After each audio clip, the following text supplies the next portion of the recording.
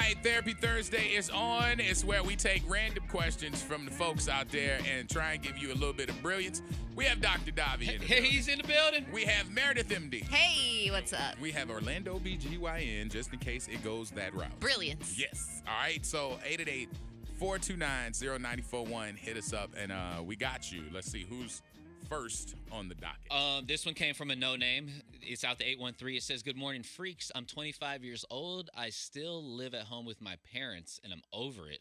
I work full time. I have a side hustle. They're always clocking me about where I'm going and what I'm doing. My issue is, how do I open up and ask them to give me some space? I'm trying to find my own apartment, but the market is too high right now. I can't continue living like this because I feel like a kid. What should I do?" Ooh, yeah, you got to have a sit down. No, right? I mean, but if you got to realize that there's some part of it that, you got to give in, like, because you are, in essence, still in the house. But they could also respect the fact that you are a grown-ass woman or, it could be a guy, too, in a similar situation, and that they don't have to ask you all the time where you're at. Out of respect, you should probably just tell them. If you were more forthcoming sometimes, then maybe they wouldn't be asking you all the time. That'll be the fix. Like, let them know so they don't have to ask. But also, there should be more respect there. Yes, but I think you need a plan, bro. If you have a job and a side hustle and you're living at home, I don't know if there's a rent situation, but I'm assuming your bills are relatively low.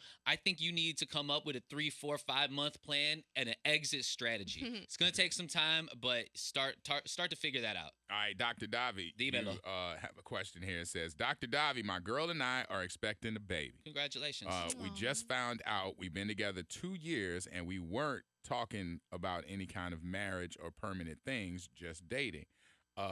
In my family, it's totally what's expected in situations like this to get married.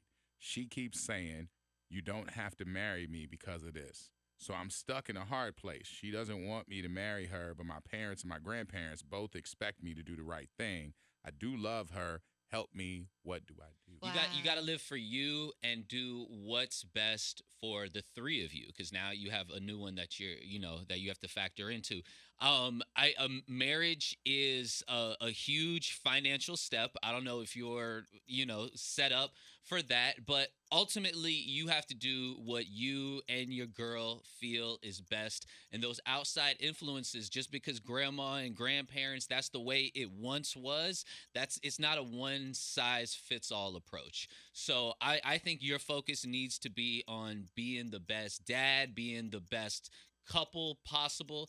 And if that means not getting married at the moment or revisiting that conversation at another time, I think your focus needs to be on what you and your girl are about to go through. Who went through this a little bit is you, O. You went through something similar. I mean, yeah. Yeah. Boy, you just aired me out all week. I'm just saying. But no, we talked about that. Yeah, I mean, we before. Honestly, my family believed. I was raised that way. Yeah. I was raised like, you don't just walk away from that or just keep it casual. It's like now take it serious, the commitment. There's kids involved coming. That's like, hey, we got to go on here and get married. I gotcha. Like, you have to do that.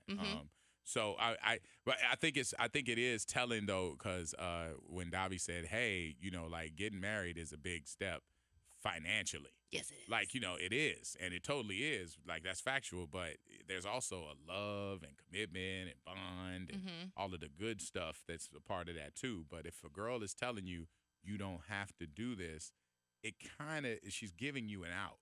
But it doesn't necessarily mean she doesn't want to get married. It just means that she's giving you the out to say, don't just marry me because of a baby. Yeah, she could also be testing you. Just throwing that in there. Right. That's what I'm saying. For They could sure. be testing you that way too. So do what you got to do, but make sure the kid is good, make sure the family's good, and do that. I got one for the room. All right, what we got? Hello, my 16-year-old daughter has always had trouble maintaining friendships. She seems to make friends easily, but the friendships never last. She won't let us in enough to really figure out what happened each time. She's usually left brokenhearted, alone, which of course breaks my heart to see her go through it. She is seeing a counselor now, so I'm hopeful that this will actually help. Is this a normal part of growing up? Do most girls have this experience to some degree, or could there be something going on here that I don't know about? I couldn't tell you about girls, but I will tell you that kids out there, kids are just asses.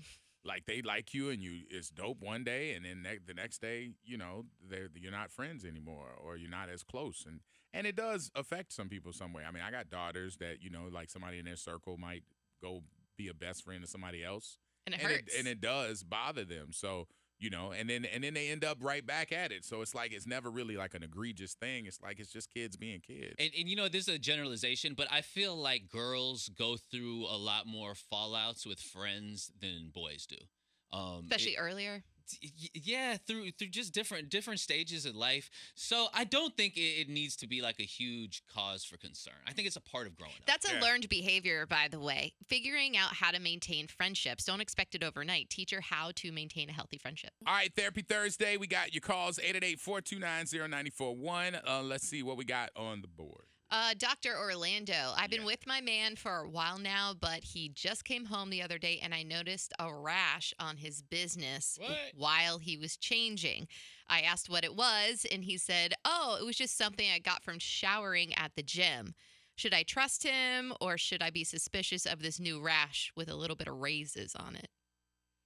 He got it from the gym. Showering at the gym.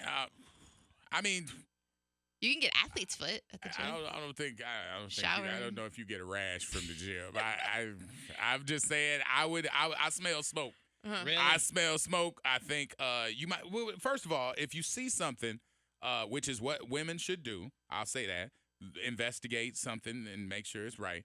And if it's not, then you pause and you make sure that they go get a doctor's thing. Like, I mean, you have him make sure he go get a test for something. If they tell him you got athlete's foot on your business, then okay, we can believe that. I got it from the shower. I believe he didn't get it from the shower unless he's up there rubbing his business on the shower walls or floors, Ew. which I don't think he is. So that might not be the look right there. I think you might want to say your man is out there with some luggage, some stuff. Man, no, I think this guy deserves the benefit of the doubt. He got it from showering.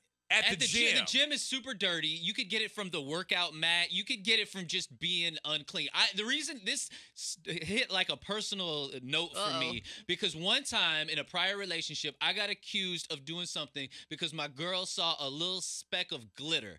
Like this was like 10 years ago. There was a little tiny piece of glitter on my man meat, and she accused me of all kinds of things, which I swear on my mama I didn't do. Why was there glitter on your man meat? I'll tell you like I told her. I'm with my man meat all day, and so I don't know.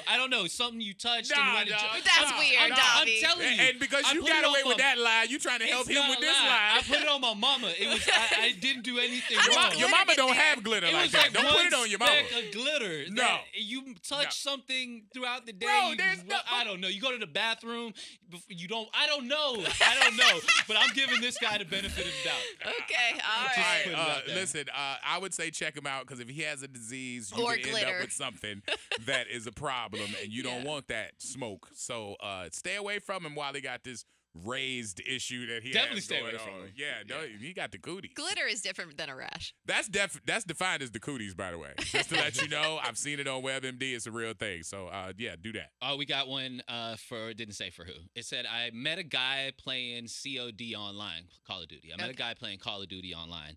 We talked online, but we met in person for the first time, and it was super awkward. I don't date around much. Do you think this is something that can get better, or if there was a spark, would we both have just known? Sparks aren't like the movies. They don't always happen immediately. What you need to realize is IRL, which is in real life, is so different than chatting and keeping it short. You are much more succinct, and you get to the point. Ain't no don't nobody type and all that stuff. So it does get awkward when you meet. Yeah. You got to get past that. It's like that's like the cyber weirdos that are out there that don't have friends, but they got cyber friends, and then they feel like they got friendships until they get in front of them, and they're like, "Wow, we don't really have anything to talk about," because it's not the same. You got to get past that awkwardness. Yeah. So don't put a time limit on it. Give it some time. You're putting pressure on it. And a lot of video game kids are inherently awkward. So you were probably a little awkward too. It could get better. I would just keep it. It's a whole awkward Y'all sandwich. all play video games. Yeah, but not online. Not like I'll that, be meeting no. people Yeah, for the yeah, Xbox. for real. You better put some respect on my name. Like, I got the gaming system. I don't be online finding friends. Like, my friends say, hey, you want to get out on some magic? Okay. That's us. You never know when a friend can just pop up. Nah, not if you got friends. Like, lonely ass. Are we doing one more? No. All right, I think we're done. There we go. Orlando in the Freak Show. So said the shepherd, so said the flock. We're done.